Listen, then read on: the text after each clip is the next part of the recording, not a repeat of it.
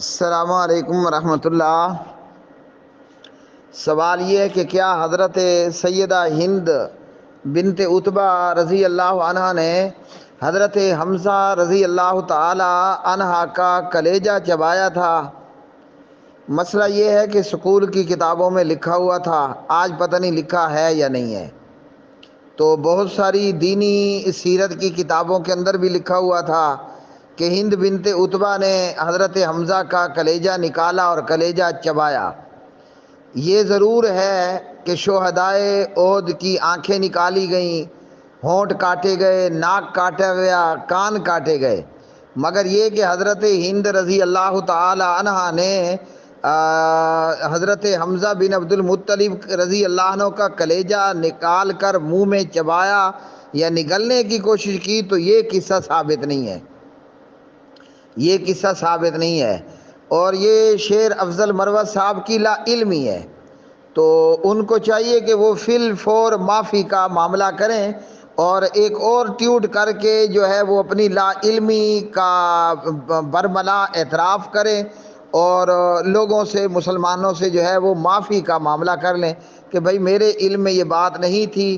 میں نے نادانی کے اندر جو بھی کہا میں اس پر معافی مانگتا ہوں۔ مخالف جماعت چونکہ بڑی بری طرح پی ٹی آئی کے مقابلے میں شکست کھا چکی ہے، تو ایسا نہ ہو کہ مخالف شعر افضل کی اس لا علمی کو اپنا ہتھیار بنا کر کسی قسم کا کوئی بھی جاہل بندہ کسی طرح کی بھی دہشت گردی کا مرتکب ہو۔ اور بس معاملہ صرف اتنا ہے کہ چونکہ یہ بات زبان زد عام ہے، سکول کی کتابوں میں بھی، کئی دینی کتابوں کے اندر بھی یہ لکھا گیا کہ حضرت ہند نے کلیجہ چبایا، جبکہ وہ بات صحیح سند کے ساتھ ثابت نہیں ہے۔ تو ایک بات جو زبان زد عام تھی وہ اپنی لا علمی کی وجہ سے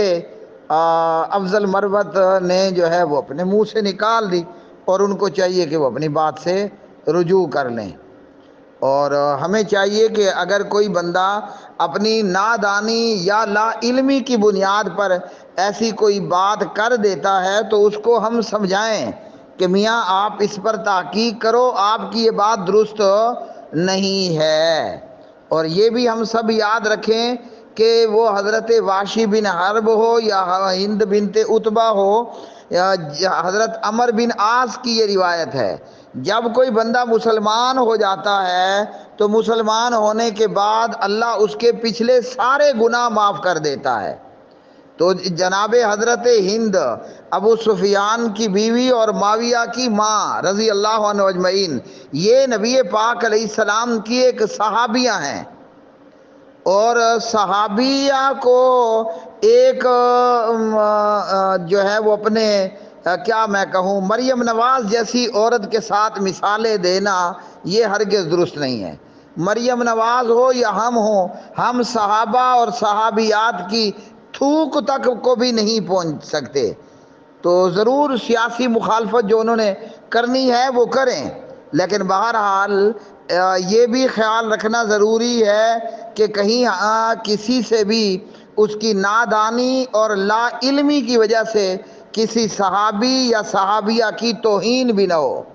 میں ہوں یا مریم بی بی مریم نواز ہو، ہم صحابہ اور صحابیات کی تھوک سے بھی حقیر ہیں، ہم تو ان کی تھوک کا بھی مرتبہ نہیں پا سکتے۔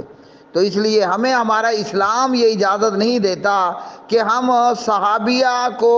مریم نواز جیسی عورت کے ساتھ یا مریم نواز کو جو ہے وہ صحابیہ کے ساتھ مثالیں دینے کی کوشش کریں۔